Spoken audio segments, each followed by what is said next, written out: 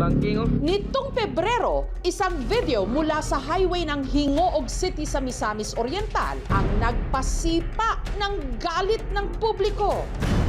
Isang kabayo kasi pinatakbo habang nakatali sa umaandar na puting sasakyan.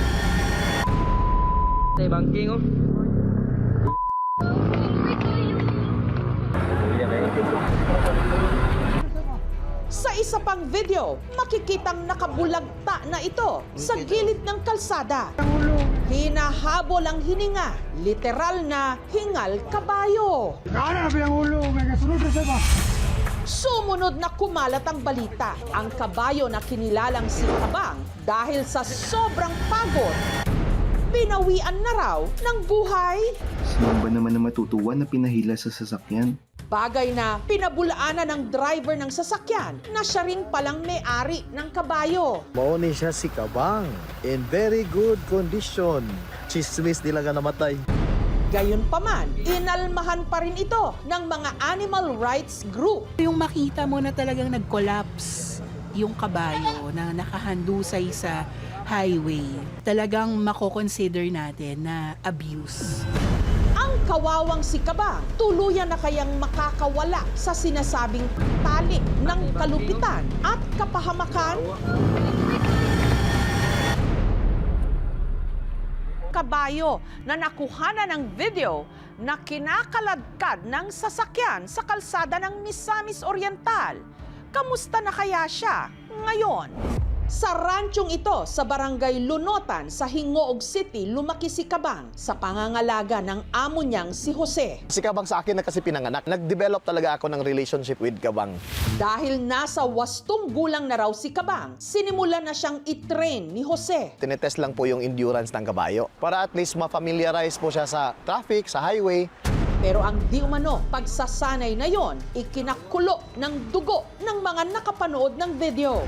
Kawawa yung kabayo.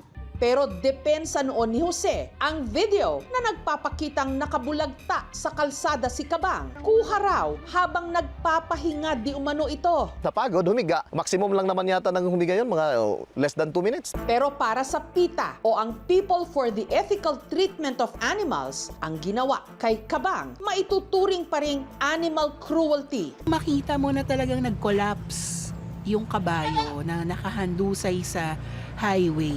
Ibig sabihin, pagod na pagod na pagod. Ang kabayo kasi very resilient, malalakas naman niya. Pero pagka sinobrahan mo yung exercise sa kanila, hindi na niya makakaya. Kaya si Jana ng PETA agad na nakipag-ugnayan sa mga otoridad para saklolohan si Kabang. Ang kaso, violation of Animal Welfare Act. At nalaman ng Bureau of Animal Industry na ang rancho ni Jose hindi pala rehistrado. Nagpunta na rin ako dun sa Cagayan de Oro at nakipagtulungan sa Department of Agriculture, Region 10, para ma-serve yung show cause order. May tinawagan na kagad akong horse veterinarian na Manila-based. Kailangan na ni Kabang matignan talaga ng vet, yung magawa yung mga x-ray imaging para malaman kung ano ba talaga yung mga pilay niya. Pero sa Batangas lang daw may X-ray imaging facility para sa mga kabayo at hindi raw kayang iluwas ni Jose si Kabang pa Batangas. Kaya sina Jose at Jana nagkasundo. Ibibigay niya sa PETA ang full custody ni Kabang para maipagamot na. Ang kapalit noon ay hindi na namin siya kakasuhan. In-emphasize naman nila na the intention really is to give welfare to Kabang. Parehas naman tayo ng gusto, so I'm okay with that. Nilit go ko. Pero ang pagdala kay Kabang sa Batangas, pahirapan. Kailangan kumpleto yung travel permits ni Kabang. Habang inaasikaso ang mga papeles, pansamantala munang tumuloy si Kabang sa bukid kung saan nakatira ang naging driver ni Jana na si Elmar sa bayan ng Libertad sa Misamis Oriental pa rin. Nag-volunteer ako, sabi ko na pwede. Kasi meron malawak yung lupa dito sa amin, ma'am. Maraming makakain na damo si Kabang.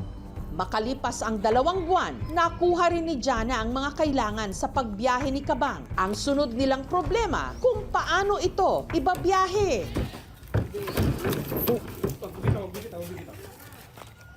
Very good, Kabang. Very good, Kabang. ang naging katuwang ni Jana, ang veterinaryong si Doc Steve. Hindi ako nagdalawang isip, sumama na ako sa kanya. Nanggaling pa talaga sa Luzon yung trailer na yon.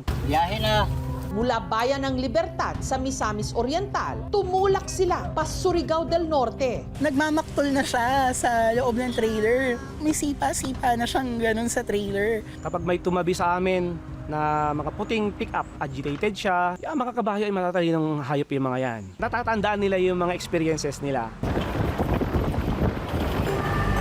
Sa ikalawang araw ng kanilang paglalakbay, narating nila ang Southern Leyte.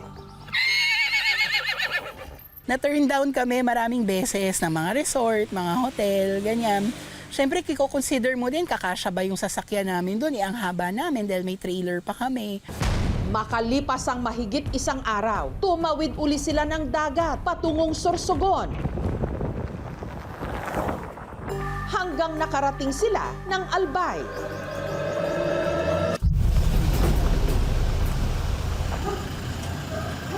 Madaling araw nitong May 17, matapos ang 6 na araw, nakarating na rin sila ng Lipa sa Batangas.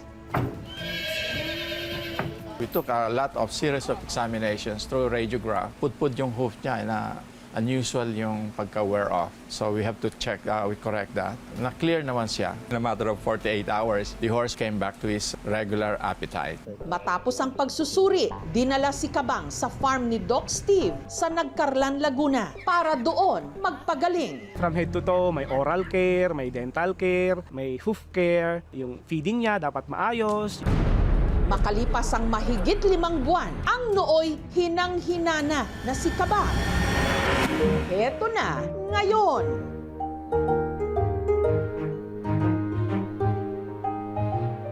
Tumabata-ba na, mas mukha naman siyang masaya ngayon, malaya siyang nakakalakad-lakad dyan, mukhang recovered na. Naghilom na rin ang mga tinamo niyang sugat. Ito yung gustong-gusto niyang gawin. Pagka may damo, kain lang siya ng kain. Tahimik lang niya, napakalambing, hindi siya mahirap alagaan. Pag tinawag siya ng Kabang, lalapit na yan. Kabang!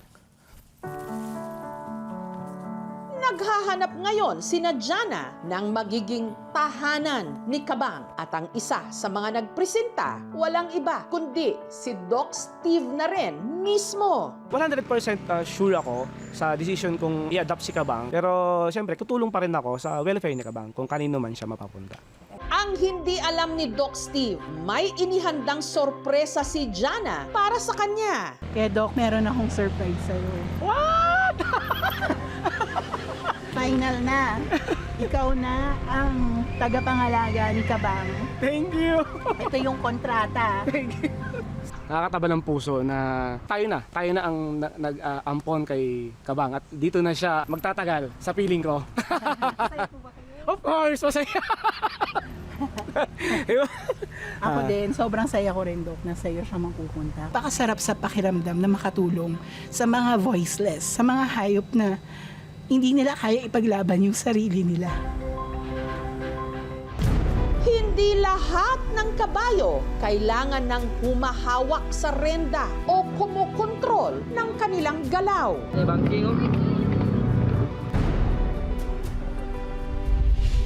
Minsan, ang kailangan lang nila malasakit.